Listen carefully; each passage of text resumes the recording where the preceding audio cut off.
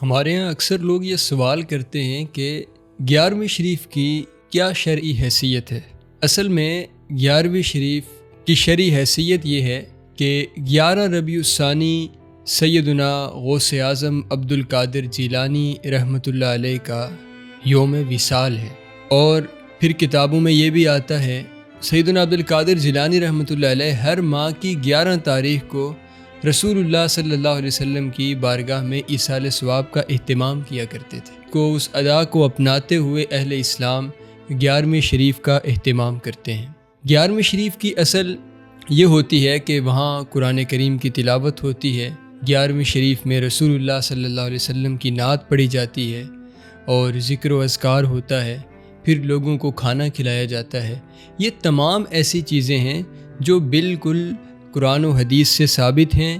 اور پھر ان تمام چیزوں کا ثواب سیدنا غوث اعظم عبد القادر جیلانی رحمۃ اللہ علیہ کی روح کو پیش کیا جاتا ہے، اور ان کے وسیلے سے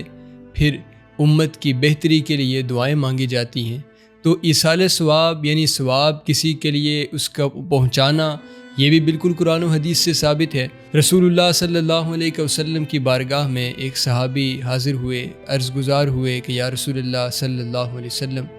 بخاری شریف کی حدیث ہے، عرض کرنے لگے کہ حضور میری والدہ اچانک فوت ہو گئی ہیں، میں ان کی خدمت کرنا چاہتا تھا اور خدمت کرتا بھی، لیکن چونکہ اچانک ان کی وفات ہو گئی تو اب میرا دل ہے کہ میں ان کے لیے کوئی ایسا اہتمام کروں، کوئی ایسا کام کروں کہ جو ان کے لیے فائدے کا باعث بنے۔ تو پیارے آقا علیہ الصلاۃ والسلام نے ارشاد فرمایا کہ آپ اپنی والدہ کے لیے پانی کا اہتمام کریں،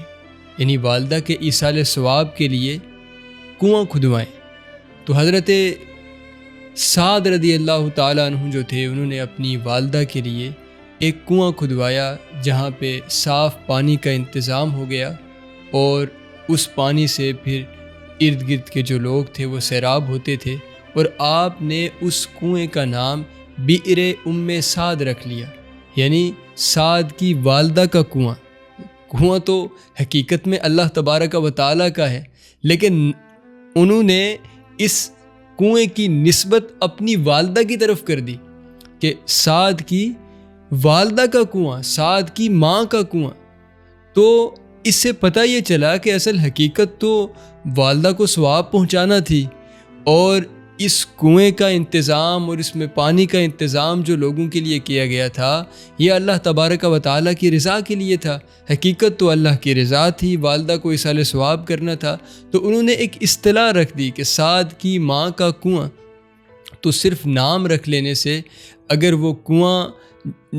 حضرت سعد رضی اللہ تعالیٰ عنہ کی والدہ کی طرف جو منسوب ہوا، اور اگر ایسا کرنا شرک ہوتا یا اسلام میں کوئی ناجائز ہوتا اور قرآن و سنت کے خلاف ہوتا، تو حضور خود ان کو ارشاد فرما دیتے کہ سعد اس طرح اس کا نام نہ رکھا جائے، کنواں تو اللہ کا ہے، آپ کی والدہ کا کنواں تو نہیں ہے۔ تو اس سے پتہ لگا کہ نام کوئی بھی رکھ دیا جائے، اصل حقیقت دیکھی جاتی ہے، اصل کام دیکھا جاتا ہے۔ تو 11ویں شریف نام 11ویں شریف رکھا گیا ہے محفل کا، لیکن کام جو ہے ایسے ہوتے ہیں کہ جو تمام قرآن و حدیث کے مطابق ہوتے ہیں، قرآن و حدیث سے ثابت ہیں۔ اسی طریقے سے ہمارے ہاں کل کا اہتمام ہوتا ہے، اسی طریقے سے ہمارے ہاں تیجا ہوتا ہے، 10واں ہوتا ہے، ختم ہوتا ہے۔ تو یہ تمام اگرچہ نام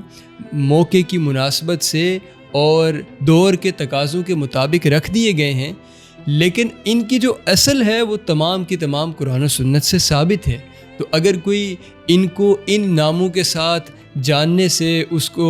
جو ہے وہ یہ سمجھتا ہے کہ یہ شرک ہو جائے گا یا بدعت ہو جائے گی، تو وہ ان محافل کو کوئی اور نام دے دے۔ وہ یہ جو اہتمام ہوتا ہے، یہ جو مجالس کا انعقاد ہوتا ہے، ان مجالس کو کوئی اور نام دے کے ان کا انعقاد کر لے۔ نام میں کوئی حرج نہیں ہے، نام دینے میں کوئی حرج نہیں ہے۔ اصل کام دیکھا جاتا ہے اور وہ کام بالکل قرآن و سنت کے مطابق ہے، اور یہی عمل 11ویں شریف میں بھی ہوتا ہے، اور 11ویں شریف بالکل عین قرآن و سنت کے مطابق ہے، بلکہ لوگوں کے لیے فائدے کا باعث ہے۔ لوگ اللہ کے ذکر کی طرف آ جاتے ہیں اور قرآن کو سنتے ہیں، قرآن کی تلاوت سنتے ہیں، اللہ تبارک و تعالیٰ کے پیارے محبوب صلی اللہ علیہ وسلم کی تعریف سنتے ہیں، پھر غوث اعظم کی سیرت بیان ہوتی ہے وہ سنتے ہیں، قرآن و حدیث کی صورت میں جو درس و بیان ہوتا ہے وہ سنتے ہیں، تو لوگوں کو کثیر فوائد حاصل ہوتے ہیں۔ لوگ اللہ کے ذکر کی طرف آتے ہیں، اپنی زندگی کو سنوارنے کا پھر اہتمام کرتے ہیں۔ تو یقیناً یہ ساری ایسی چیزیں ہیں جو اس دور کی ضرورت بھی ہیں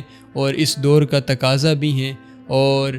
بالکل جائز امور ہیں، مستحسن امور ہیں۔ اور یہ بھی یاد رہے کہ 11ویں شریف کوئی فرض واجب نہیں ہے کہ ہر ایک نے کرنی ہی کرنی ہے۔ 11ویں شریف ایک مستحب عمل ہے کہ اگر آپ نے اس کو اختیار کیا تو آپ کے لیے یہ ایک اچھا عمل ہے، اللہ رسول کے نزدیک پسندیدہ عمل ہے۔ باقی جو 11ویں شریف کی محفل کا انعقاد نہیں کرتے یا 11ویں شریف کا اہتمام نہیں کرتے، تو ایسی بات نہیں ہے کہ وہ کوئی بے ادبی کے مستحق ہو رہے ہیں یا وہ ایک بہت بڑے اور ضروری عمل کو چھوڑ رہے ہیں، ایسی کوئی بات نہیں ہے۔ یہ ایک مستحسن عمل ہے، جس کے پاس استطاعت ہو وہ اس کو اختیار کر لے، اور اگر کوئی استطاعت نہیں رکھتا یا اختیار نہیں کرتا تو اس میں کوئی حرج بھی نہیں ہے۔